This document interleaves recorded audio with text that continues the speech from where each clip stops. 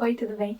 Pra quem não me conhece, meu nome é Vitória, sou esposa do pastor Lucas e eu fui convidada pelos pastores da Igreja Casa e Vida para dar algumas dicas para esse período de 21 dias de jejum que a igreja está fazendo. Primeiro eu queria falar do jejum em si. É muito comum nesse início você se sentir mais irritado, mais ansioso, mais cansado e até mesmo com mais fome. Até porque a maioria das pessoas fez isso de forma abrupta, uma mudança radical de um dia para o outro praticamente, e o corpo precisa de uma adaptação. Então no início é assim mesmo, você sente esses sintomas, mas depois no final você vai se ajustando, o corpo vai se adaptando a esses novos hábitos alimentares. Mas é muito importante também lembrar que se isso você está sentindo de forma recorrente, isso também pode estar associado ao fato de que você não está ingerindo sua quantidade calórica e proteica adequada. Então tem que ser feito um ajuste, você tem que estar ingerindo a quantidade que você precisa diária, né? Nosso corpo ele gasta energia para suas funções vitais e a gente precisa estar repondo. Isso vale também para as pessoas que estão fazendo o jejum por horário, né? Que elas fazem jejum por um determinado período e tem uma janela de alimentação. Então nessa janela de alimentação é muito importante que você está consumindo essa quantidade adequada de calórica e proteica durante a sua janela de alimentação, entendeu? Não pule refeições, não deixe de comer, faça refeições completas com todos os nutrientes que a gente precisa. É importante você fazer a montagem adequada do seu prato. Eu tenho um post no Instagram falando sobre isso, né? Que o ideal é que metade sejam folhas e legumes variados, né? Quanto maior a diversidade, melhor. Um quarto que sejam de leguminosas, né? Ou proteínas de origem animal também, se você estiver comendo. O outro pedaço, né? O de outro de 25% que sobrar de cereais, de tubérculos, né? Para que você possa estar ali com uma refeição completa. Para as pessoas que estão fazendo o jejum de Daniel, em que não se está comendo produtos de origem animal, é muito importante fazer a substituição adequada da proteína, né? Porque a gente sabe que os produtos com maior quantidade de proteína são os produtos de origem animal. Então é importante a gente fazer a substituição correta para que a gente esteja comendo a nossa quantidade proteica diária adequada.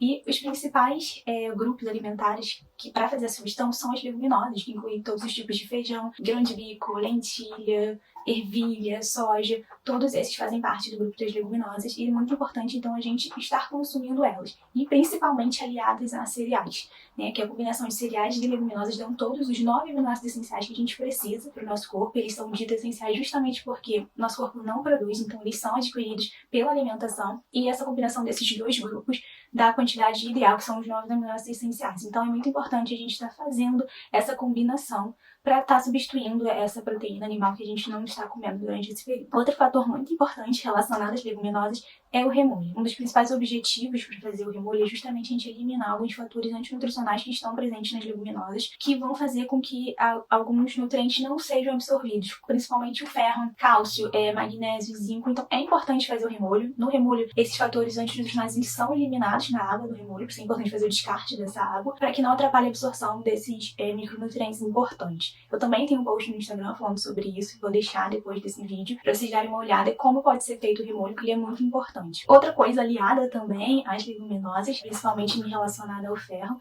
o ferro de origem vegetal principalmente, é aumentada a absorção dele com a vitamina C, então é muito importante também, depois das grandes refeições, né, do seu almoço, do jantar, fazer o consumo de alguma fruta, né, rica em vitamina C, pode ser laranja, tangerina, acerola, qualquer uma dessas frutas é importante o consumo dela justamente para aumentar a absorção do ferro de origem vegetal principalmente, né. E por último, não menos importante, em relação à água, a gente não pode esquecer de se hidratar, né, durante o dia. É muito importante que a gente consuma a nossa quantidade de água ideal. Eu também tenho um post no Instagram falando sobre isso e tem um cálculo super básico que você pode fazer. Você pega 35 e multiplica pelo seu peso. Isso vai dar uma quantidade mínima que você precisa ingerir de água por dia. Então, concluindo, é muito importante fazer as substituições adequadas, montar um prato corretamente com todos os nutrientes, né, os macronutrientes que a gente precisa, como proteína, carboidratos, gorduras, que todos têm papéis importantes no nosso corpo. E é muito importante que a gente consiga consumir a sua quantidade calórica e proteica durante o dia. Então, sempre estar atento a isso. E outra coisa importante é que quantidades elas são individuais. Então, se você tem dúvida, você precisa procurar um profissional nutricionista que ele vai te orientar o quanto que você precisa ingerir de calorias, de proteínas, de gorduras, carboidratos, de micronutrientes, tudo isso vai estar calculado para você, né? Tudo é individualizado. Então, se ficou alguma dúvida, vocês podem entrar em contato comigo. Se eu puder, eu vou esclarecer. E é isso.